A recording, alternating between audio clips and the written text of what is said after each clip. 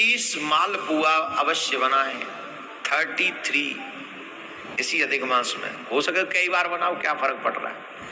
और जिन लोगों को खुद को मालपुआ खाने की आदत हो वो 33 दूनी 66 बनाएं, क्योंकि 33 में तुम्हारा कोई हिस्सा नहीं है। सुनिए, इसकी बहुत अच्छी कथा है, ऐसे ही नहीं है। जो अधिक मास में मालपुआ से भोग लगाता है, इसका महात्म्य क्या है, इसका वर्णन बहुत गजब का है, साधारण नहीं है। निर्णय सिंधु के अनुसार अधिक मास में कुल 33 मालपुआ दान करना सबसे उत्तम माना गया है। समस्त देवताओं की कृपा प्राप्त करने वाले मनुष्य को 33 मालपुआ बनाकर उन्हें दान करना चाहिए। 33 का मतलब है 33 कोटि, कोटि माने प्रकार। जो 33 प्रकार के देवता हैं, एक एक प्रकार के देवता के लिए एक एक मालपुआ भेंट करना, इसको दान कहते हैं। हमारे यहाँ 33 कोटि प्रकार के देवता है ना, 33 कोटि तो प्रकार के देवता हैं, तो एक एक प्रकार के देवता को एक एक मालपुआ अवश्य भेंट करना चाहिए। इससे देवी देवताओं को समर्पित करके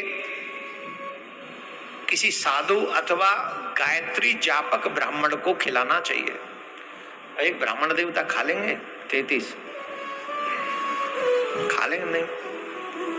नहीं, इतने तो नहीं खबेंगे। तो एक ना हो तो 2-4 बुला के जिसमें 33 सिलटे जाएं, वो 33 पूरे हो जाएंगे, इतना होना चाहिए। इस दान को करने से इसका पुण्य क्या है जानते हो? इसका पुण्य कितना है मालूम? जो मनुष्य 33 मालपुआ बनाकर किसी ब्राह्मण अथवा साधु, पहले भोग लगाए, देवी देवताओं को सबको निमंत्रित करे, आप पाइए, भोग लगाइए, उसके बाद में उसे दान करे, किसी को खिलाए, तो जैसे पूरी पृथ्वी दान करने का जो फल है वो मात्र 33 मालपुआ दान करने का फल है। लेकिन कैसे? दान करने की भी विधि है, ऐसे ही नहीं कर दे। कांसे के या पीतल के बर्तन में रखकर मालपुआ को दान करना चाहिए। इसका फल पृथ्वी के दान के बराबर है। और इस फल से, इस दान से एक और फल है, पितृ दोष जिनके जीवन में लगा होता है उससे उसकी मुक्ति हो जाती है। यह दान आपके पितरों को तृप्त करता है और पितृ दोषों से राहत दिलाने में आपकी सहायता करता है। मालपुआ भगवान विष्णु को अत्यंत प्रिय है। अब क्षीर सागर में ने कौन खिलाए मालपुआ? कौन खिलाएगा? लक्ष्मी जी तो बनाएंगे नहीं मालपुआ, बनाती भी होंगी तो हमें तो पता नहीं, क्योंकि हमें तो भेजा नहीं, तो इसलिए I don't know anything about malpua in Kshir Sagar. तो वहां के विषय में हमको पता नहीं, ये भीम खाया हो तो पता नहीं, इसको भेजो, हम तो नहीं खा गया है। तो मानव के द्वारा अर्पित जो मालपुआ होते हैं वो भगवान नारायण को बहुत प्रिय होते हैं। तो इससे नारायण भगवान और भगवान विष्णु को इसका भोग लगाने से घर में सुख समृद्धि और शांति बनती है। भोग लगाने के दौरान ध्यान रखें कि मालपुआ के साथ तुलसी अवश्य अर्पित करें। इसके साथ ही जल और दक्षिणा अवश्य, पान की बीड़ा भी उसको अवश्य उसमें रख दें। पान की बीड़ा भी, क्योंकि भगवान भोग मालपुआ पाने के बाद में उसे पचाने के लिए बीरी, बीरी मतलब बीड़ी नहीं, हमारे यहाँ कहते बीरा, बीरी भी कहते हैं, बीरा भी कहते हैं। और आपने जो बरसाने जाते हैं उन्हें पान की बीरा प्रसाद में मिलती है, तो आपको मालूम होगा, आपको ज्यादा समझाने की आवश्यकता नहीं है। तो पान की बीरा भी भगवान को अर्पित उसके बाद करनी चाहिए, जल इत्यादि, और सब में तुलसी दल होना चाहिए।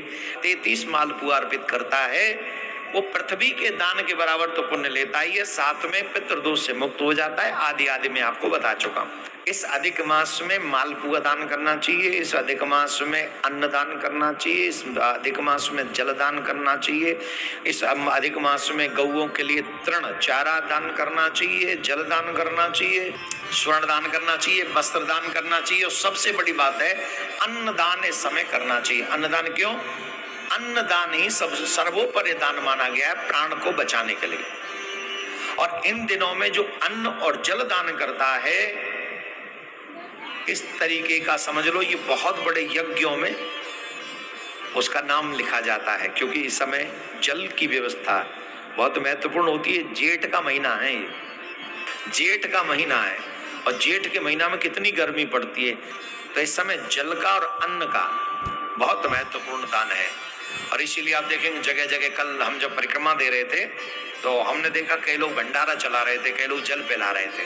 तो ऐसा नहीं है, सनातनियों में जागरूकता है और वो अच्छा पुण्य कमा रहे हैं, ये है इस महीने में। और प्रिया कांजू के मंदिर में एवरीडे जल की प्याऊ तो बनी ही है, और भंडारा नित्य होगा जब तक अधिक मास रहेगा। जैसे अभी आपने सुना यूएस से 5 दिन के भंडारे उन्होंने लिए हैं, और हमने भी कह दिया है भैया पता नहीं परमाणु बम कब बरसे, तो हमने भी कहा है कि भैया ध्यान रखना, एक आध दिन का हम भी सेवा करेंगे। और आप लोगों से भी हम कहेंगे, जिन जिन को भी लगता है कि हमें भी इसका बहुत बड़ा पुण्य है, वो अभी हम नहीं, आज नहीं बताएंगे, समय के अभाव में किसी दिन बताएंगे, कल बता सकते हैं, लेकिन सामर्थ्य के अनुसार दान तो करना ही है, अन्नदान जलदान, साथ में भजन ज्यादा करना है। पूरी साल भर में जितने भजन किए हो उतने एक महीने में कर डालो। हमसे तो हो नहीं रहा, हम तो आलसी आदमी हैं। अब हमसे एक ही काम हो गया, तो हमसे कथा कहलवा लो या भजन करवा लो। कल का प्रथम दिन हमको मिल गया था, तो ठाकुर जी ने हमको बुला लिया कि चलो ये कर जाओ, तो वो हो गया। तो आप लोग भी सावधान होकर ये कार्य करें।